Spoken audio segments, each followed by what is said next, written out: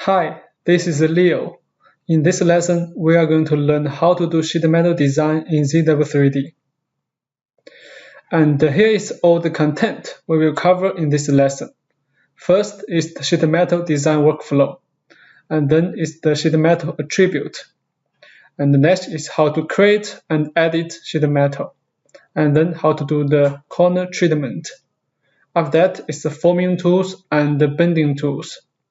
Then it will be the 2D sheet for sheet metal. And then there will be a case study. And the last is how to convert solid to sheet metal. Okay, now let's begin the first chapter, the design workflow. In ZW3D, the recommended workflow is very concise. First, create the sheet metal part, and then set the attribute, and then create the base. And the next is design the features, like the flanges, forming features, and etc. And then it's flatten, and then lead to the 2D drawing. Okay, so in the following chapters, we are going to go through all the steps, one by one. First, let's talk about the sheet metal attribute. As we know, for a single sheet metal project, the attribute like thickness, bend radius, key factor tends to be the same. So we can predefine the global attribute to avoid mistake and accelerate the design work. Let's check more details. Alright, foremost, let's see how to call out the attribute tab in the History Manager. As you already know, we can create a sheet metal part by two methods. First method is select the sheet metal as the subtype when you create a part. So in this case, the attribute tab will be available for you once you click OK button. And the next method is suitable for the cases where you just created a common part instead of a sheet metal part. So in this case, you need to extrude a base here or base flange to call out the attribute tab. Okay, now let's see what's inside the global attribute tab. The attribute tab inside can be divided. The attribute inside can be divided into two parts: standard and corner attribute. For standard attribute, it's related to some common attributes such as thickness, bend radius, flange position, length, key factor, relief, and etc. As for the corner attribute, it will decide whether to close the corners between the flanges and how. Alright, maybe some of the concept is not so easy to understand if you don't have much experience on sheet metal design, such as the key factor, relief, and the corner attribute settings. So in the next few pages, I will explain in detail. Okay, the first one is key factor. As you know, after the design finished, we need to unfold the sheet metal. But how do we calculate the total length after unfolding? Okay, as we know, when you do the unfold process, the inner material of the bend will be stretched, and the outer material, on the other hand, it will be compressed, right? So there must be a neutral section where the material neither be stretched nor compressed. So the unfolded length of the bend equals to its length. In this case, the length after unfolding can be simply calculated by the sum of the straight length and the length of the neutral section, which is the arc. But how do we find the neutral section? This is where we need to introduce the concept of key factor. It stands for the ratio of the neutral thickness to total thickness, and it's affected by multi-factors like material, thickness, bend radius, and bend angle. And from this, we can extend more concepts like bend allowance and bend deduction. For bend allowance, it means the length to be added after bending, which is here. As for the bend deduction, on the contrary, it means the length to be deducted after bending, which is here. So for the bend allowance, the unfolding length will be A plus B plus BA. But for the bend deduction, the unfolding length will be A plus B and minus BD. And for those settings, whether it's key factor, bend allowance, or bend deduction, we can predefine the values or formula by tables, and they are completely available for customization. The process is also easy. Just open the template table in the installation folder, then modify the values like unit, material, thickness, radius, and the corresponding values. Later I will show you in the software. And the next attribute is relief. A proper relief can protect the sheet metal from being torn. And the ZW3D offers two types of the relief shape, rectangle and oblong. And there are some dimension settings under each type. And another one is the corner attribute. Use this option to close the corner so that the edge of the flanges meet or have a narrow gap.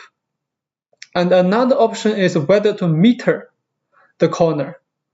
When you uncheck it, it will use straight line to form the outline of the cutter, which is going to cut the corner on the unfold pattern.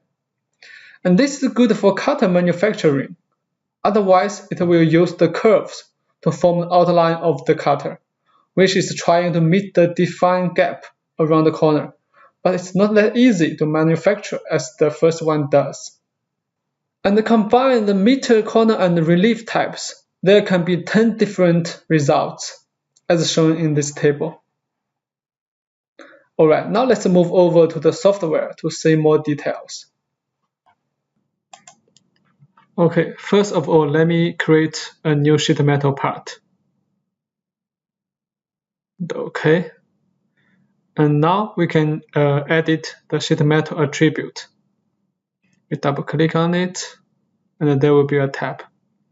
And here you can see we have standard attribute and the corner attribute. So let's say standard attribute first. For the global value, which means the thickness and the bend radius of the sheet metal. And also we have flange parameters. For the position, we have 5 different position options, like material inside and the material outside. And also we have a natural and the offset value based on the natural. For example, we can give it an offset value like 5. And the last one is a virtual sharp. And later I will show you those different positions in the full flange creation. And for length type, first one is we measure the straight height. And the second one is we measure the outer height. And the next one is the inner height. And last one is extrapolated height. And for the height, we can also customize it. And for the key factor, I already showed you the meaning of the key factor. Here you can see we have custom. We can define the value directly. And for the from material, it will give you a key factor based on the material you selected. For example, here we can select another material.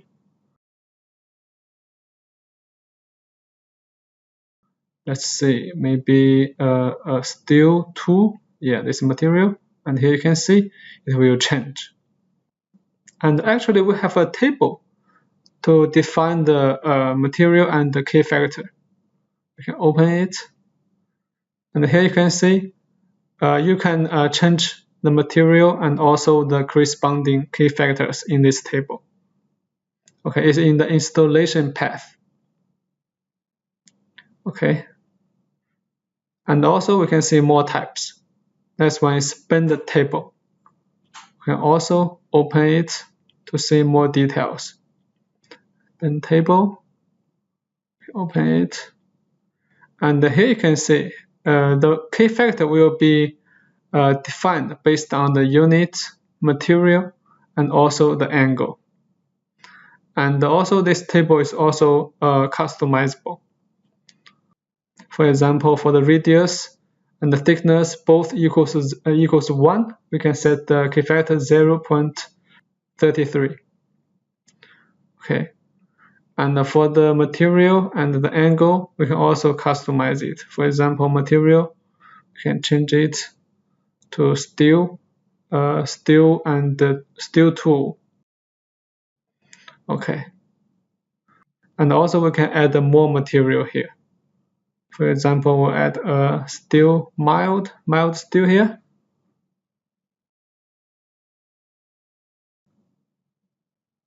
You can add it.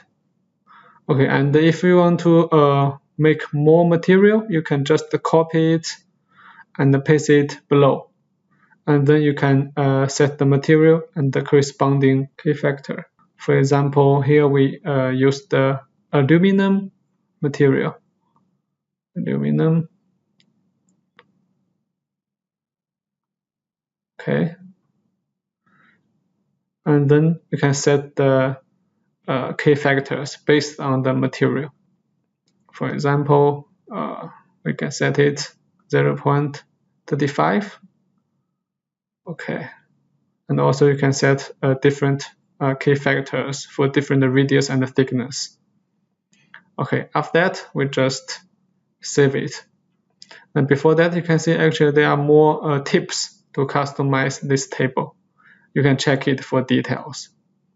Okay, we just save it. Okay. And let's say there are more key factor types. For example, the bend allowance table and the bend deduction table. Let's check the bend allowance table first. And here you can see, for the example, it's in the inch unit, and the material is copper and the brass. Okay, and you can find the bend allowance value in this table, and also it's customizable. It's the same method. You can just copy it and paste below, or you can just change some settings from the template. It's also available. Okay, for example, in this case, we can copy it and make the brass material another table, and you can change the bend allowance value directly in the table. It's the same way. Okay, you can save it. Okay, and for the bend deduction, it's the similar thing. We can just open it and check. It's very similar to the bend allowance table. You can do the same thing to it. Okay. And let's minimize this window and see more details. And also we have a bend allowance formula table. This one is interesting. We can just calculate the bend allowance based on a set of formula. You can see it here. It's the formula, and for different materials and different angles, you can also set it here. Okay, there are some subscriptions. Okay, close it. Okay, besides that, we can also offer more options. For example, we can input the bend deduction directly. And also, the bend allowance we can also input directly. Okay. And for the relief, we have two relief types, rectangle and oblong. Okay, for example, rectangle, we can set more parameters like the width, like the depth. For oblong, it's also the same. We can set different values here. And this is all about the standard attribute. Next, let's see the corner attribute. The first one is whether to close the corner. We can check it. And we need to decide whether to meter the corner. About the difference, I will show you later. Okay, and also we can set the relief for the corner. We have 4 types of relief. Okay, and also the gap, you can predefine it. Okay.